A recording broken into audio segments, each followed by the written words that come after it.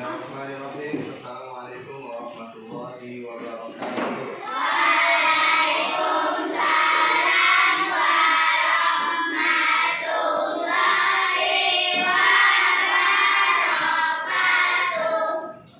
Baiklah, sebelum kita mulai pembelajaran, kami pada kedua kelas untuk memimpin untuk berdoa. Silakan salah satu dari anak bapak memimpin doa. Lembar siap, hormat, jaga, berdoa.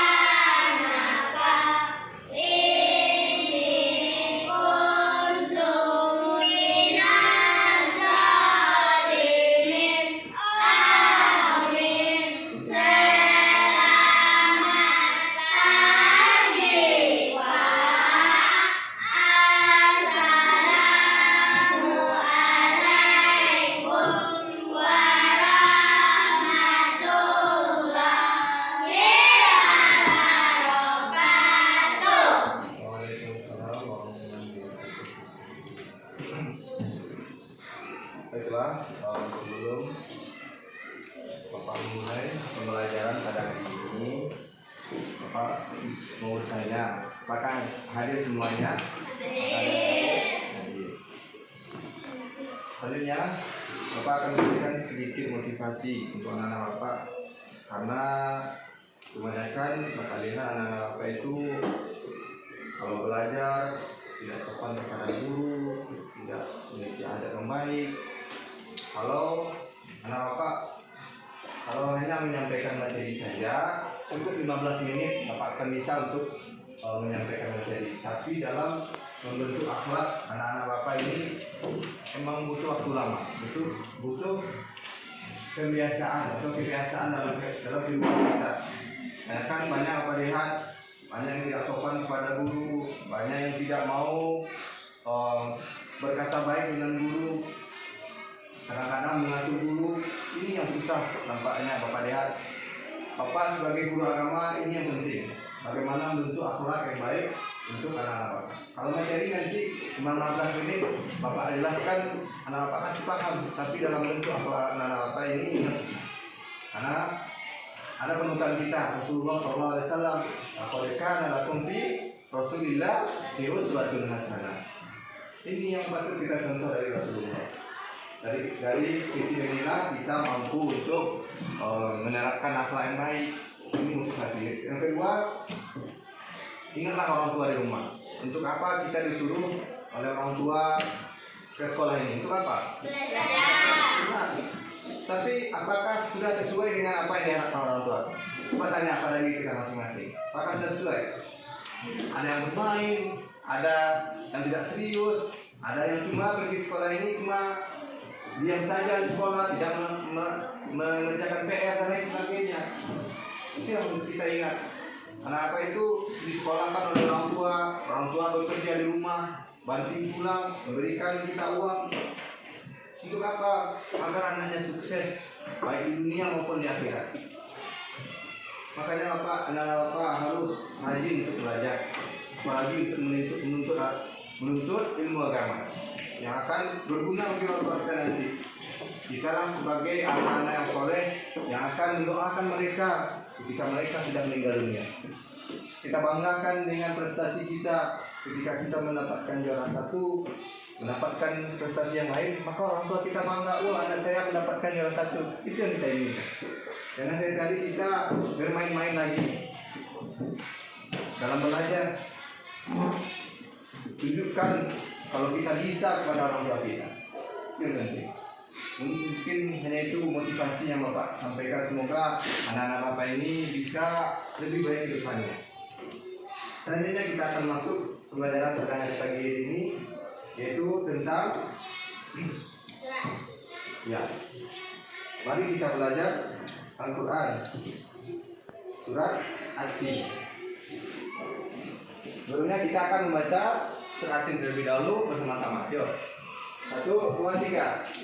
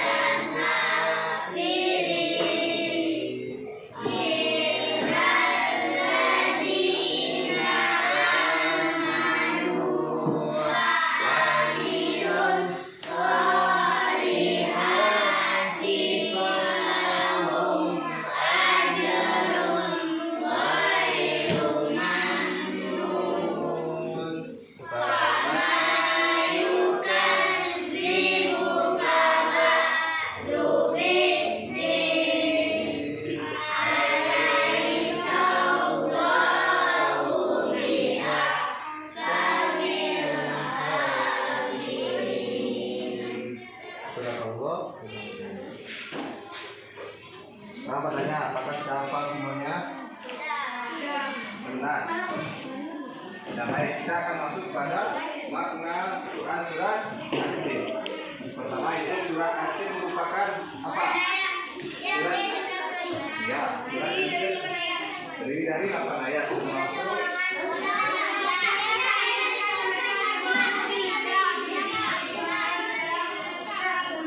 ya. At-Tin ini berarti apa? Buah terambil dari kata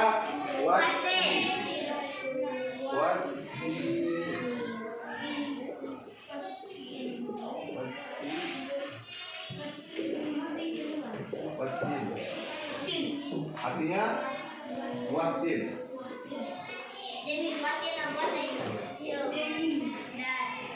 Surat At-Tin ini merupakan surat yang ke-95 yang diturunkan di kota Mekah.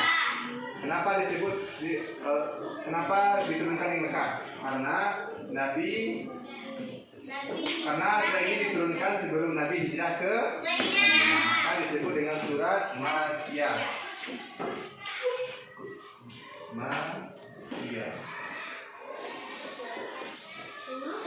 Selanjutnya sebab-sebab turunnya surat At-Tin ini.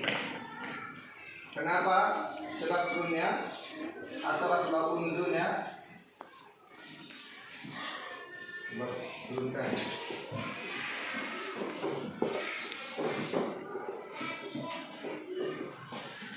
Nah ini sebab diturunkannya surat At-Tin ini berkaitan dengan pertanyaan para sahabat tentang balasan beramal bagi orang-orang yang sudah pikun. Allah menegaskan dalam surat At-Tin bahwa amal orang-orang yang beriman dan beramal soleh akan senantiasa mengalir pahalanya meskipun orang tersebut mengalami pikun atau tua. Maksudnya gini, bisa anak-anak apa ini mengajarkan suatu ilmu kepada anak-anak, anak murid, anak bapak. Lalu anak bapak ini sudah tua, tidak tahu, huruf lagi, tidak bisa ngomong. Lalu tapi pahalanya tetap mengalir walaupun kita sudah pikun. Karena ada anak-anak murid kita yang mengamalkan ilmu yang kita berikan. Maksudnya gitu.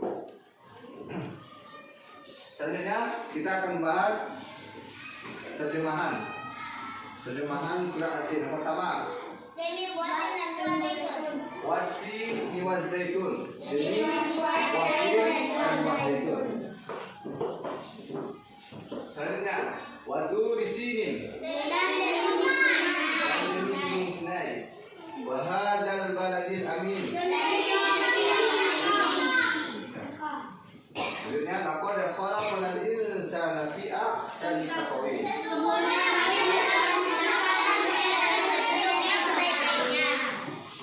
Thumma radadnahu asfala safilin. Ya. Illal ladzina amanu wa 'amilus shalihati falahum ajrun ghairu mamnun.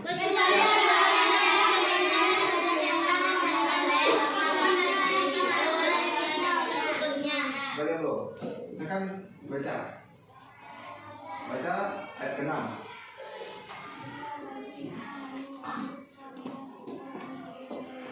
Artinya lagi.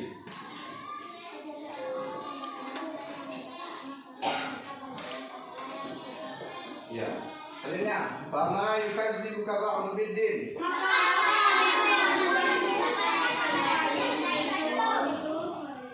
Alaysa Allahu bi'ahkamil hakim.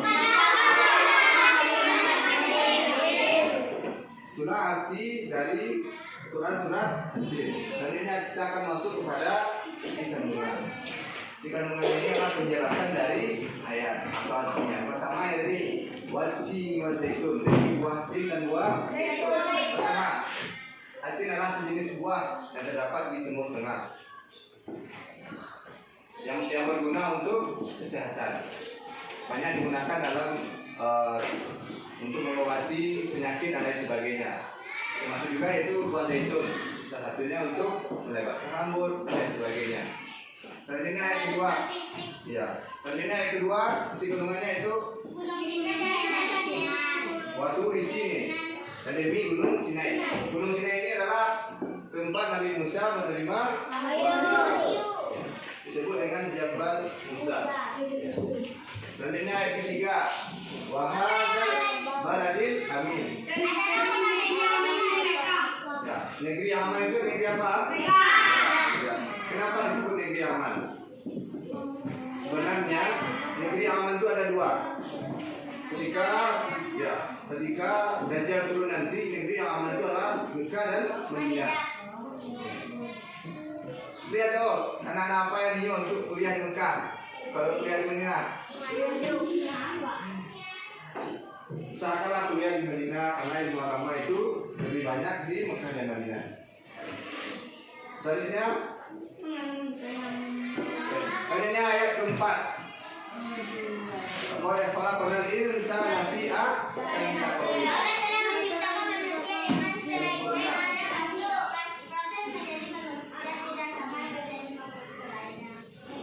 Yang sempurna itu, kata Allah, yang sempurna itu seperti apa? Ya, sempurna dalam akal, sempurna dalam nafsu, sempurna. Pokoknya manusia ini lebih dari makhluk-makhluk yang lain. Contohnya binatang cuma punya nafsu. Binatang cuma punya nafsu. Kalau dari akal binatang tentu tahu mana yang baik, mana yang buruk oleh binatang. Kalau manusia lengkap semuanya, ada nafsu, ada akal, ada perasaan, semuanya ada. Selanjutnya, kelima, orang-orang yang tidak pernah hina adalah mereka yang beriman dan beramal.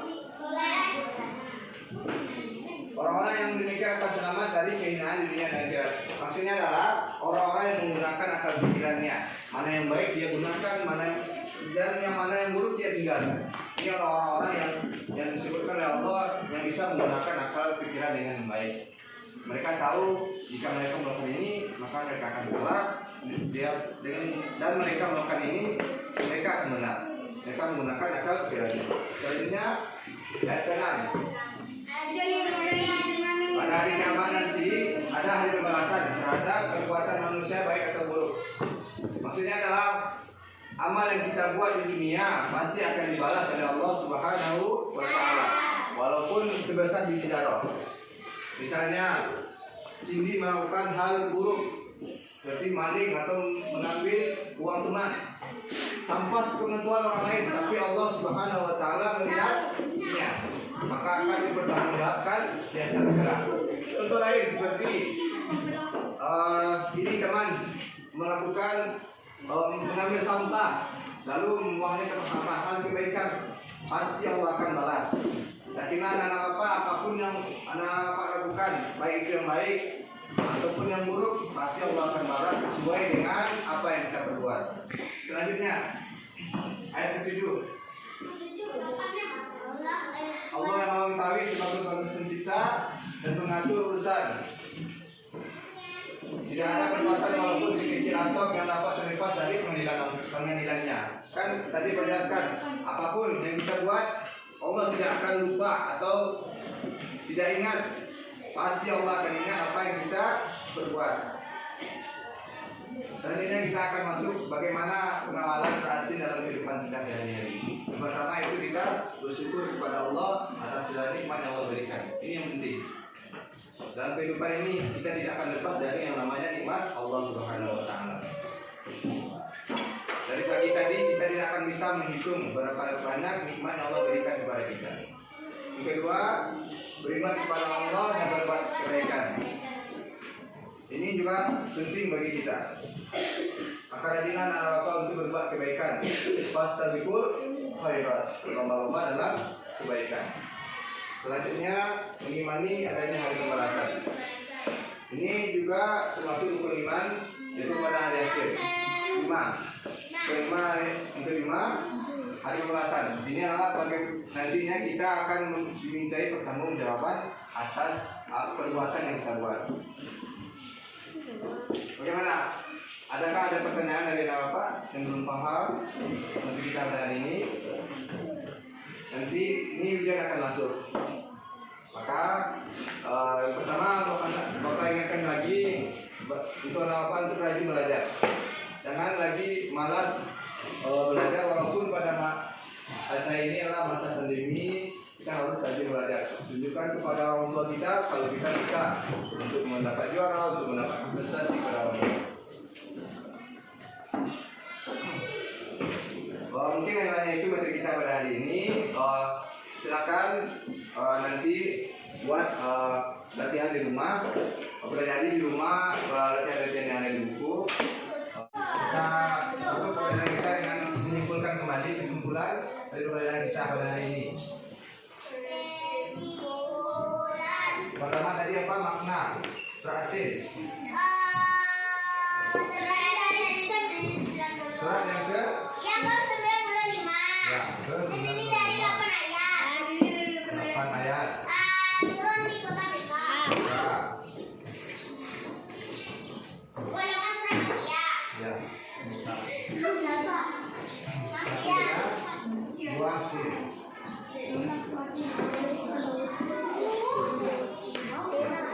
Selanjutnya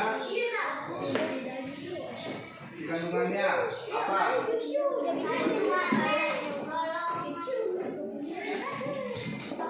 Intinya dari kandungannya itu bagaimana?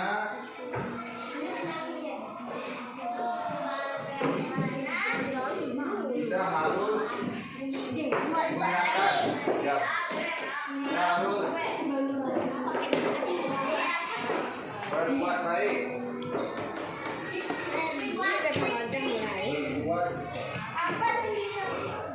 berbuat baik karena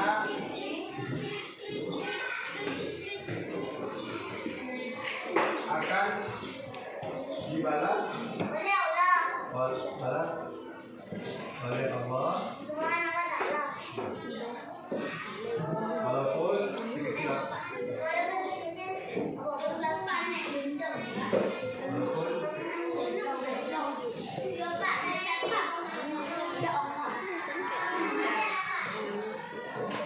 Nah inilah intinya pelajaran kita hari ini.